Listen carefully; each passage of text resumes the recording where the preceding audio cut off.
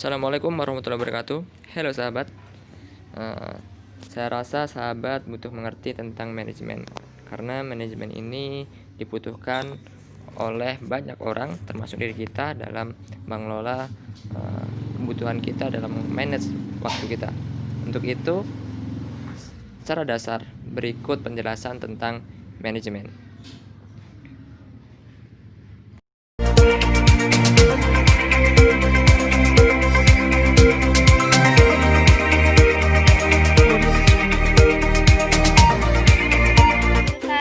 Peta konsep pembelajaran pada hari ini. Yang pertama, kita akan belajar mendefinisikan pengertian manajemen. Yang kedua, unsur-unsur manajemen. Yang ketiga, tingkatan manajemen. Yang keempat, fungsi manajemen. Dan yang kelima, bidang-bidang manajemen.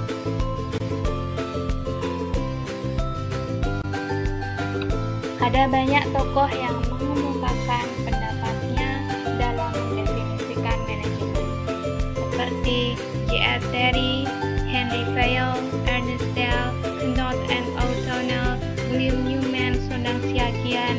Salah satu pendapat yang terkenal dari George Terry bahwa manajemen adalah suatu proses yang khas yang terdiri dari tindakan-tindakan perencanaan, pengorganisasian, pengarahan, dan pengendalian yang dilakukan untuk menentukan serta mencapai sasaran-sasaran yang telah ditentukan melalui pemanfaatan sumber daya manusia dan sumber-sumber lainnya.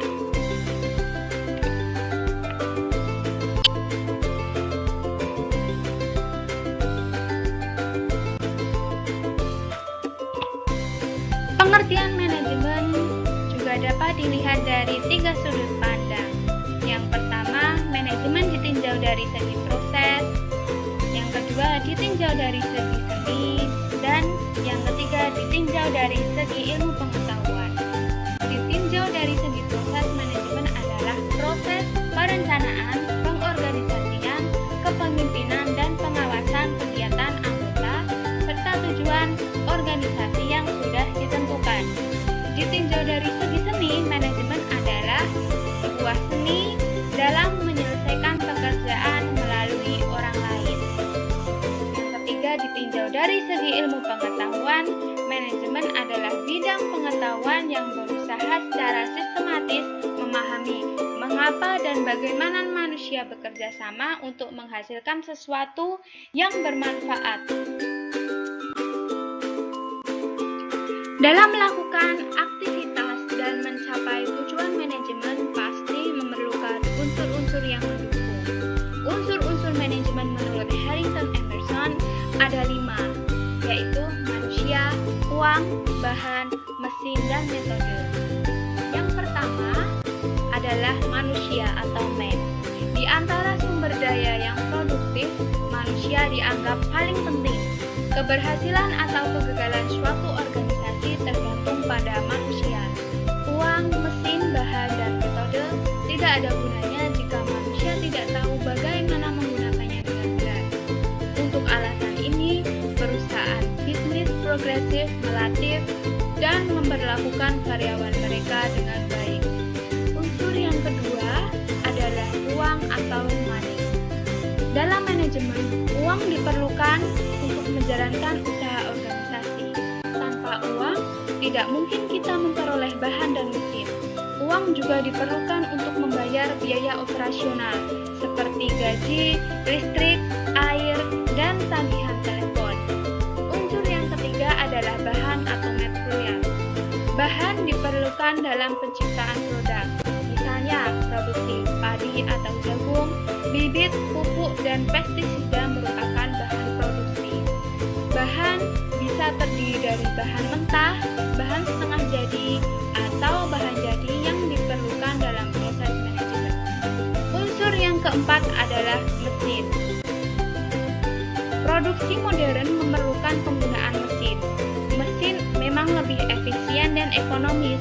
Namun, di negara-negara miskin, dengan banyaknya penduduk, penggunaan mesin kurang direkomendasikan dalam produksi barang dan jasa. Alasan utama adalah di negara-negara itu tenaga bekerja lebih murah. Selain itu, dengan padat karya, angka pengangguran dapat dikurangi. Unsur yang kelima adalah metode. Metode sangat penting untuk mencapai tujuan organisasi. Metode mengacu pada teknologi atau teknik produksi. Selanjutnya adalah tingkatan manajemen. Tingkatan manajemen digambarkan dalam bentuk segitiga yang terdiri dari tingkatan pertama. Paling atas dinamakan manajemen puncak atau top manajemen. Terdiri dari dewan direktur atau eksekutif yang bertanggung jawab terhadap keseluruhan aktivitas organisasi. Di bawah manajemen puncak atau top manajemen ada manajemen menengah atau middle management. Manajemen menengah biasanya memimpin suatu divisi, terdiri dari beberapa tingkatan organisasi yang menjadi penghubung antara manajemen puncak dan manajemen pelaksana. Mereka bertugas untuk menggerakkan, memahami, dan memotivasi orang lain, baik secara individu atau kelompok.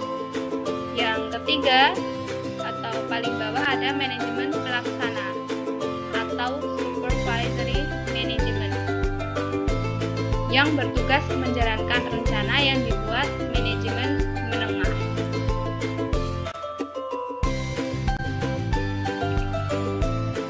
Untuk mengerahkan sekelompok manusia yang memiliki latar belakang pendidikan dan karakter yang berbeda, seorang manajer harus menerapkan fungsi-fungsi manajemen untuk dapat mewujudkan tujuan perusahaan yang telah ditetapkan.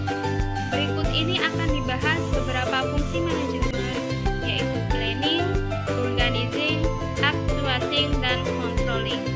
Para ahli berbeda pendapat tentang fungsi-fungsi manajemen, namun pada dasarnya mereka sepakat bahwa manajemen terdiri dari 4 fungsi manajemen. Yang pertama adalah perencanaan atau planning. Fungsi manajemen yang paling utama adalah perencanaan. Dalam urutan kegiatan, perencanaan merupakan kegiatan awal. Fungsi yang lain bekerja setelah diberi arahan oleh bagian perencanaan. Oleh karena itu, perencanaan merupakan proses dasar manajemen untuk menentukan tujuan dan langkah-langkah yang harus dilakukan untuk mencapai tujuan. Yang kedua adalah pengorganisasian atau organizing. Pengorganisasian adalah proses pengelompokan orang-orang, alat-alat, tugas, tanggung jawab, dan wewenang sehingga tercipta kesatuan dalam rangka mencapai tujuan. Yang ketiga adalah pelaksanaan atau actuating. Pelaksanaan adalah fungsi manajemen untuk menggerakkan orang-orang agar dapat bekerja sesuai dengan tujuan yang telah ditetapkan. Pelaksanaan merupakan fungsi manajemen yang paling penting karena berhubungan dengan sumber daya manusia. Dan yang keempat adalah pengawasan atau controlling. Pengawasan merupakan tugas untuk mengoreksi kesalahan yang terjadi demi tercapainya tujuan organisasi.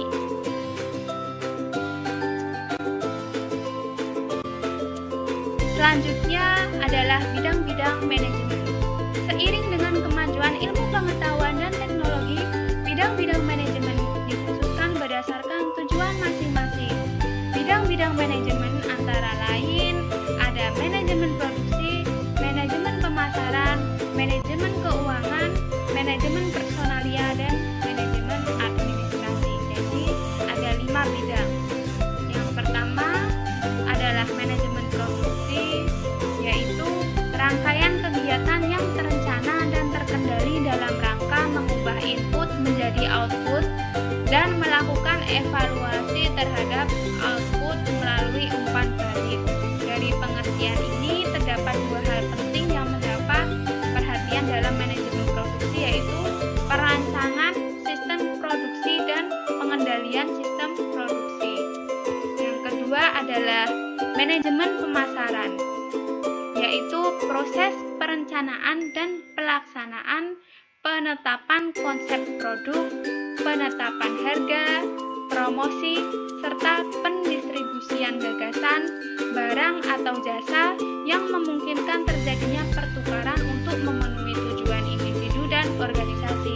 Jadi, pemasaran ini yaitu penyampaian barang dari produsen ke konsumen sehingga dapat berjalan lancar dan memuaskan. Yang ketiga adalah manajemen keuangan. Manajemen keuangan adalah manajemen yang berhubungan dengan tanggung jawab pengumpulan, penggunaan, ataupun pengelolaan dana perusahaan atau organisasi secara efisien agar tercapai tujuannya. Yang keempat adalah manajemen personalia, yaitu kegiatan merencanakan, mengarahkan, dan mengkoordinasikan semua pekerjaan yang menyangkut pegawai, mencari pegawai, melatih atau mengorganisasi dan melayani mereka. Yang kelima adalah manajemen administrasi. Mereka bertugas menyusun, mengatur, mengorganisasi, mengendalikan kegiatan, inventaris, informasi, dan arsip suatu perusahaan. Dalam bidang administrasi, dilakukan penggunaan alat yang efektif dan memberikan kemudahan.